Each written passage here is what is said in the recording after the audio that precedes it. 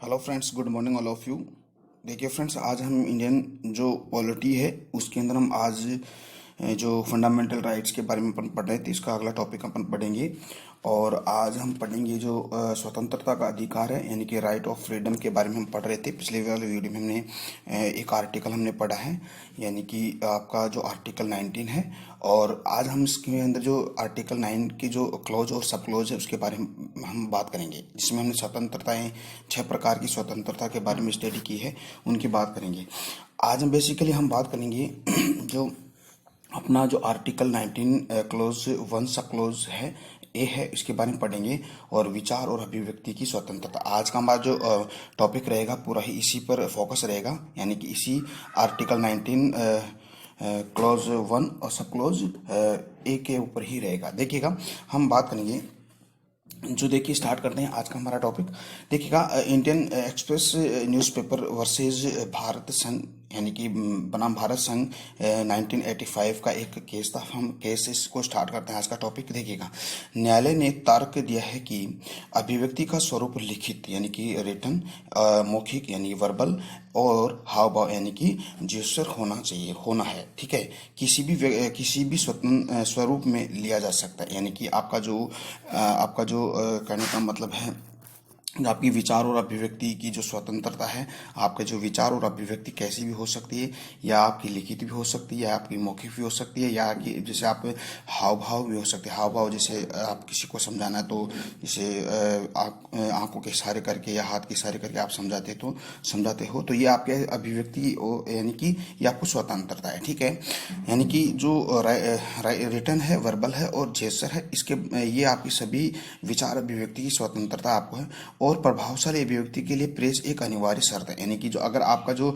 अभिव्यक्ति है, आपकी जो इफेक्टिव अभिव्यक्ति है, उसके लिए हम जो प्रेस बहुत ही कंपलसरी है, अरे कि इसकी एक कंडीशन भी है। ठीक है, कहने का मतलब यह है कि प्रभावशाली अभिव्यक्ति के लिए प्रेस एक अनिवार्य शर्त है, अतः प्रेस की स्वतंत्रता अभिव्यक्ति की स्वतंत्रता का अंग है। ठीक है, जो व्यक्ति अपनी अभिव्यक्ति, अपने हाव भाव, अपने विचारों को अभिव्यक्त करता है, तो उसके लिए प्रेस एक स्वतंत्र, एक फ्रीडम अंग है इसका। ठीक है, कहने का मतलब है प्रेस की स्वतंत्रता अभिव्यक्ति की स्वतंत्रता का क्या है, एक अंग है। इस प्रकार न्यायालय ने प्रेस की स्वतंत्रता को विचार और अभिव्यक्ति की स्वतंत्रता के तहत मौलिक अधिकार घोषित किया गया, यानी कि जो हमारा कोर्ट है, न्यायालय है, इसने जो प्रेस की जो स्वतंत्रता है, यानी कि प्रेस की स्वतंत्रता जो विचार और अभिव्यक्ति की स्वतंत्रता के तहत उसको एक मौलिक अधिकार घोषित किया गया है। ठीक है, तो ये बात है कि प्रेस यानी कि प्रेस को भी एक मौलिक अधिकारों के अंदर रखा गया है। इस बात को आगे समझते हम देखते हैं कि प्रेस के ऊपर भी हमने 8 जो सीमाएं लगा रखी है, यानी कि जैसे आपकी स्वतंत्रता और अभिव्यक्ति की स्वतंत्रता है, तो आप किसी भी व्यक्ति के मान सम्मान को ठेस नहीं पहुंचा सकते। इसीलिए आपके ऊपर, आपकी जो विचार अभिव्यक्ति के ऊपर आपकी क्या है, बाउंडेशन है कि कुछ सीमाएं लगी हुई है। ऐसे अगर देखें तो हमारा जो प्रेस है, प्रेस के ऊपर भी कुछ सीमाएं लगी हुई हैं। उन सीमाओं की हम आगे बात करेंगे, लेकिन समझिए आगे बात करते हैं। देखिएगा, हम बात करते हैं कि जो हमारा जो समाज है, इंडिया यानी कि भारत के समाज में जो प्रेस है, उसकी क्या इंपॉर्टेंस है, उसकी महत्वता क्या है। तो देखिए, महत्व क्या है, यानी कि प्रेस का महत्व क्या है, बहुत इंपॉर्टेंट ये टॉपिक है। देखिए, इसको जानिएगा। प्रेस के बिना लोकतंत्र अधूरा है। हमारा जो डेमोक्रेसी है, डेमोक्रेसी अगर प्रेस नहीं हो तो ये क्या है, ये अधूरा है हमारा डेमोक्रेसी, क्योंकि जो पॉलिटी यानी कि जो पॉलिटी और जो जनता है उसके मध्य एक बीच की कड़ी का काम करता है हमारा जो प्रेस है। ठीक है, जो आपकी जो सूचना और ये प्रौद्योगिकी वगैरह है, जो इंटरनेट है, सोशल मीडिया वगैरह है, ये प्रेस क्या करती है कि व्यक्ति और जो पॉलिटी है उसके मध्य एक स्तंभ का काम करती है, एक कड़ी का काम करती है।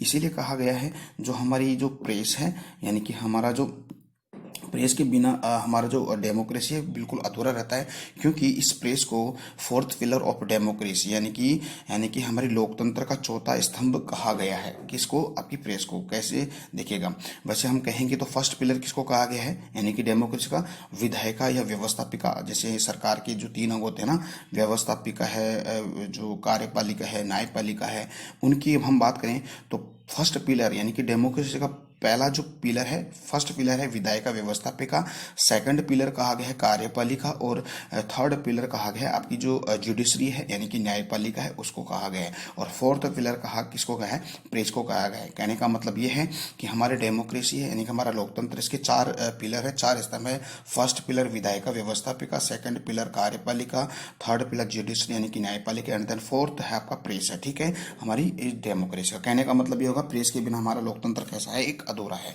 ठीक है, प्रेस सरकार की उत्तरदायी, प्रेस सरकार को क्या एक उत्तरदायी बनाता है और तानाशाही से हमारी क्या करता है, रक्षा करता है। कहने का मतलब ये हो गया कि जो प्रेस है हमारी जो गवर्नमेंट है यानी कि हमारी सरकार है उसके प्रति उत्तरदायी होता है। ठीक है, उत्तरदायी होता है, और जो तानाशाह है कि क्या करता है, तानाशाह से हमारी रक्षा करता है। तानाशाह का मतलब होगा जैसे कोई भी हो, जैसे मनमानी अपने जो देश की पूर्ण शक्ति को अपने हाथ में लेकर मनमानी करता है, तो वो कहने का मतलब तानाशाह है। ठीक है, तो उस तानाशाही से हमारी रक्षा करता है, हमारा प्रेस करता है, तो इसको भी आप याद रखिएगा। इसीलिए हमारे जो प्रेस है बहुत ही इंपॉर्टेंट है। ठीक है, भारत के रूढ़िवादी समाज में यानी कि जो हमारा जो भारत का जो रूढ़िवादी समाज है उसमें प्रेस समाज सुधार एक प्रमुख साधन है। यानी कि रूढ़िवादी विचार जो विचार है उसकी अभिव्यक्ति विचार है या उसका समाज है, उसमें समाज क्या करता है, सुधार का कार्य करता है। ठीक है, नए नए विचार उसको सामने लाता है। ठीक है, भारत में प्रेस जनता की राजनीतिक शिक्षा का प्रमुख साधन भी है। यानी कि भारत में जो प्रेस है जनता की जो राजनीति है, राजनीतिक शिक्षा का प्रमुख साधन भी है। ठीक है, तो ये कहने का मतलब है जिससे क्या होता है, सरकारी नीतियां है, कार्यक्रम विफलताओं आदि को क्या है लोगों तक ये पहुंचाता है। ठीक है, प्रेस। ठीक है, तो ये हो गया आपका भारत के समाज में प्रेस का महत्व, इंपॉर्टेंस हो गई। अगला टॉपिक अगर हम करें तो प्रेस की स्वतंत्रता पर भी कुछ सीमाएं लगी हुई है। यानी कि कहने का मतलब है व्यक्ति की विचार अभिव्यक्ति पर सीमाएं लगी हुई है, तो ऐसे ही प्रेस के ऊपर भी कुछ सीमाएं लगी हुई है। तो उसको हम देख लेते हैं। भारत सहित किसी भी देश में प्रेस की स्वतंत्रता असीमित नहीं है। यानी कहने का मतलब है कि भारत सहित किसी भी देश में प्रेस की जो स्वतंत्रता है वो असीमित यानी असीमित नहीं है, सीमित है। ठीक है, भारत का संविधान विचार और अभिव्यक्ति की स्वतंत्रता पर 8 सीमाएं लगाता है, प्रेस पर भी स्वतः लागू होता है। यानी कि भारतीय संविधान पर भी जो विचार और अभिव्यक्ति की स्वतंत्रता पर 8 सीमाएं लगाई है, जो प्रेस की भी स्वतः लागू हो जाती है। ठीक है, तो हम आगे बात करते हैं, देखिएगा। आगे हम बात करते हैं यानी कि भारत में नागरिकों को अभिव्यक्ति की स्वतंत्रता, बिल्कुल सही है कि भारत में जो हमारे नागरिक है, सिटीजन है, उन सभी को अपने विचारों की अभिव्यक्ति करने की पूर्णतः स्वतंत्रता है। लेकिन कह सकते हैं कि लेकिन घृणावाद यानी कि हेट स्पीच की स्वतंत्रता नहीं है। कहने का मतलब है कि आपको स्वतंत्रता है अपनी अभिव्यक्ति विचार करने की, लेकिन आप घृणावाद यानी कि जो हेट स्पीच यानी किसी के मान सम्मान को कोई ठेस ना लगे, तो ऐसी स्वतंत्रता आपको नहीं है। अब जैसे कहने हेट स्पीच क्या होता है, यानी कहने का मतलब आप किसी से नफरत करते हो या आप उसको व्यक्ति को डिप्रेशन में लाना है, उसको तनाव में लाना है, साथ ही जो उनके मान सम्मान को ठेस पहुंचाना है ना। और कहने का मतलब है समाज के अंदर जो कोऑर्डिनेशन होता है यानी कि सामंजस्य होता है, उसी सामंजस्य में कमजोरी लाना है, ये हो गया आपका घृणावाद हो गया यानी कि हेट स्पीच होता है। ऐसा हमें नहीं करना चाहिए। आपको स्वतंत्रता है स्पीच या आप विचारों की अभिव्यक्ति की स्वतंत्रता है, लेकिन घृणावाद की स्वतंत्रता नहीं, हेट स्पीच की स्वतंत्रता नहीं है। तो देखिए फ्रेंड्स, हम देखते हैं कि घृणावाद होता क्या है यानी कि हेट स्पीच होता क्या है, उसकी अगर हम बात करें तो देखिएगा ऐसी अभिव्यक्ति, देखिएगा ऐसे विचार या अभिव्यक्ति जो विभिन्न समुदायों के बीच यानी कि जो हमारा समाज है, समाज के बीच जो नफरत और तनाव फैलाता है, यानी कि ऐसा अभिव्यक्ति यानी कि हम हेट स्पीच की बात करते हैं, ऐसी अभिव्यक्ति जो विचार विभिन्न समुदायों के बीच नफरत और तनाव फैलाती है, व्यक्ति की मानहानि करती है यानी कि व्यक्ति के मान सम्मान को ठेस पहुंचाता है, और समाज में जो कोऑर्डिनेशन यानी कि जो सामंजस्य को कमज़ोर करती है, उसको हम क्या कहते हैं, हेट स्पीच यानी कि घृणावाद कहते हैं। फ्रेंड्स, इसको आपको बात समझ में आई होगी। देखिए, कहने का मतलब ये हो गया कि आपका जो हेट स्पीच और घृणावाद होता है वो क्या करता है कि समुदाय के बीच में नफरत फैलाता है, तनाव उत्पन्न करता है, साथ ही कोई व्यक्ति है उसके व्यक्ति की जो मान सम्मान है उसको ठेस पहुंचाता है, और जो हमारे समाज के अंदर जो एक सामंजस्य स्थापित है, उस सामंजस्य स्थापित होता है उसके अंदर जो उसमें कमजोरी लाना यानी कि समाज को तोड़ने की बात करता है। ऐसा हमें ऐसे हेट स्पीच नहीं करना चाहिए। तो इसकी ये परिभाषा हो गई है। देखिए फ्रेंड्स, इसके बारे में आगे हम पढ़ेंगे कि हेट स्पीच होता और क्या है, इसके बारे में देखिएगा। घृणावाद को रोकने के लिए ही विचार और अभिव्यक्ति स्वतंत्रता पर भारत ने संविधान में अनेक सीमाएं लागू की है। यानी कि आप जैसे आप समाज के अंदर घृणावाद या हेट स्पीच दे रहे हो तो उस पर हमें बाउंडेशन लगाने के लिए हमारे कॉन्स्टिट्यूशन में अनेक सीमाएं लगाई गई है। कौन कौन सी सीमाएं? जैसे आप जैसे घृणावाद क्या करते हो, यानी कि जैसे आप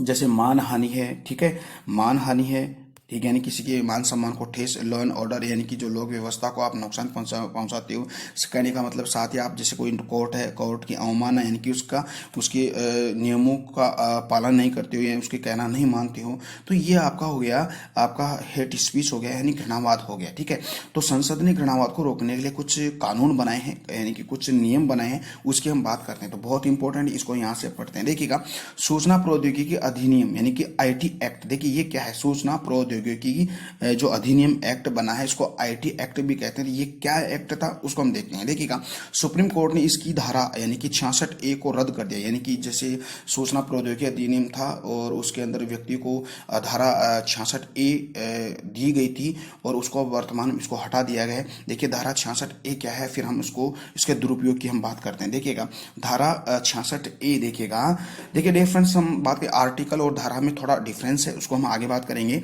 तो देखिएगा धारा 66A क्या है, यानी कि देखिएगा, अगर मोबाइल है, इंटरनेट है, कंप्यूटर है आदि इलेक्ट्रॉनिक साधनों का प्रयोग करके घोर आपत्तिजनक टिप्पणी अगर की जाती है, यानी कि टिप्पणी की जाती है यह संदेश भेजा जाता है, तो ऐसे व्यक्ति को सजा दी जाती है। अगर आप देख लीजिएगा, यानी कि धारा 66 क्या है, धारा 66A है कि आप किसी मोबाइल के माध्यम से या आप इंटरनेट के माध्यम से या कंप्यूटर की सहायता से या इलेक्ट्रॉनिक जितने भी जो साधन है उनके द्वारा अगर आप किसी व्यक्ति को घोर आपत्तिजनक टिप्पणी करते हो। अब देखिएगा आगे हम टिप्पणी, घोर आपत्तिजनक टिप्पणी क्या होती है उसके बारे में हम पढ़ेंगे। यानी घोर आपत्तिजनक टिप्पणी करते तो या संदेश भेजते हो तो उसे व्यक्ति की सजा उसको दी जा सकती है।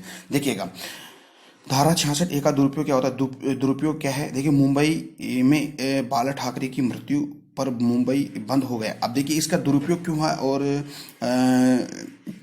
इसका दुरुपयोग क्यों किया गया था। देखिएगा, आप इस चीज़ को अदर वे में न ले जाइएगा, आप इसको समझिएगा। देखिए, आपको पता है जो मुंबई जो बाल ठाकरे है और बाल ठाकरे की जब मृत्यु हो जाती है तो पूरा जो मुंबई था वो बंद कर दिया जाता है। तो एक लड़की थी, उसने टिप्पणी कर दी सोशल मीडिया पे कि ये जो मुंबई है क्या जंगल है क्या, क्योंकि एक व्यक्ति की मृत्यु हो जाने के पश्चात क्या होता है कि पूरे मुंबई शहर को बंद कर दिया जाता है। तो लोगों की जीवन की जो रोज़मर्रा की ज़िंदगी है उस पर थोड़ा प्रभाव पड़ता है।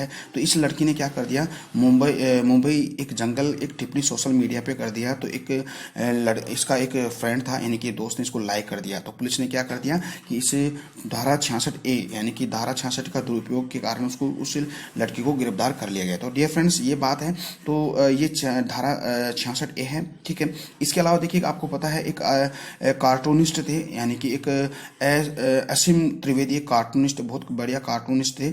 उन्होंने अशोक चक्र बनाया, एक और अशोक चक्र बनाया और उसमें उसने लिख दिया भ्रष्टमेव जयते। वैसे आपको है सत्यमेव जयते, आपको पता है सत्य है नहीं, सदा सत्य की जीत होती है। लेकिन आज वर्तमान में देखें तो भ्रष्ट व्यक्ति या भ्रष्ट बात की ही सदा विजय होती है। तो इसके बारे में जब इसके बात कार्टूनिस्ट, तो इसकी बात पता चलता है, इसको भी गिरफ्तार कर लिया जाता है। तो कहने का मतलब धारा 66A का दुरुपयोग की हम बात करते हैं। देखिएगा, अंबिका केस महापात्र। देखिए, अंबिका केस महापात्र कौन थे? जो कैरिकेचर थे। देखिए, कैरिकेचर क्या होता है? आपको पता है कि जैसे कैरिकेचर होता है कि शरीर के अंगों का और नाक का आदि का क्या होता है, ये बड़ा चढ़ाकर उसको दिखा दिया जाता है, ठीक है। तो ये कैरिकेचर होता है। तो इस अंबिकेश महामात्र ने कैरिकेचर यानी शरीर के अंगों, नाक आदि को बढ़ा चढ़ाकर बताने से क्या होता है कि ये क्या करते हैं कि जो बंगाल की जो सीएम है यानी कि ममता बनर्जी का कैरिकेचर बनाया। तो जब ऐसा हुआ तो उसको भी गिरफ्तार कर लिया है, ठीक है। तब होता क्या है कि उच्चतम न्यायालय ने इस धारा 66A को क्या कर दिया गया, आपत्तिजनक के आधार पर उसे रद्द कर दिया गया, ठीक है फ्रेंड्स। आगे हम बात करते हैं, देखिए आईपीसी यानी कि धारा 499 एंड 500 यानी कि 499 और 500 यानी कि भारतीय दंड संहिता, इंडियन पिनल कोड की हम बात करें तो देखिए ये क्या है कि अगर आप इंडियन पिनल कोड के द्वारा यानी कि 499 और 500 के माध्यम से अगर आप किसी की मानहानि करते हो या उसके किसी व्यक्ति के मान सम्मान को ठेस पहुंचाते हो तो सज़ा आपको 2 वर्ष की मिल सकती है। इसके बारे में हम बात करते हैं। देखिएगा, पीड़ितों ने उच्चतम न्यायालय ने से कहा कि यह विचार और अभिव्यक्ति की स्वतंत्रता यानी कि आर्टिकल 19 क्लोज 1 सब क्लोज ए के विरुद्ध है, अतः इसे खत्म किया जाना चाहिए। लेकिन उच्चतम न्यायालय ने इसे नहीं माना है। किसको? जो आपका ये है आर्टिकल 19 क्लोज 1 सब क्लोज ए के बारे में। ठीक है, देखिएगा आगे बात करते हैं। भारत में प्रेस असीमित नहीं है। देखिएगा, भारत में जो प्रेस है वो असीमित नहीं है और प्रेस पर भी कुछ पर्याप्त सीमाएं लगी हुई है, अतः प्रेस पर किसी नई सीमा को लगाने का सुझाव उचित नहीं है। सर्वोत्तम स्थिति वह होगी जब प्रेस स्वयं आत्मनियंत्रण की व्यवस्था विकसित करे। तो फ्रेंड्स, ये तो हमारे जो आईपीसी यानी कि इंडियन पिनल कोड के बारे में बात कर ली है, धारा 499 और 500 के बारे में। ओके, अगली बात अगर करें तो इसको भी देख लीजिएगा। एक नवीन जनरल वर्ष भारत संघ 2004 में क्या हुआ कि न्यायालय ने राष्ट्र ध्वज यानी कि अपना जो फ्लैग है यानी तिरंगा है, झंडा है, फ्लैग फहराने की स्वतंत्रता के थे एक मौखिक अधिकार घोषित उसको कर दिया गया है। ठीक है, तो फ्रेंड्स आज का वीडियो कैसा आपको लगा, और उम्मीद करता हूँ कि अच्छा ही लगा होगा। तो फ्रेंड्स आप इसके नोट्स बनाइएगा और हम ऐसे ही हम जो सारे के सारे जो आपकी जो स्वतंत्रता है 6 प्रकार की स्वतंत्र, उनको ऐसे हम पढ़ेंगे विद कहने का मतलब है जो केस के माध्यम से उसको देखेंगे। ठीक है, तो हम कल मिलते हैं एक नए टॉपिक के साथ। तब तक के लिए मेरे को इजाज़त दीजिएगा। नमस्कार, जय हिंद, जय भारत।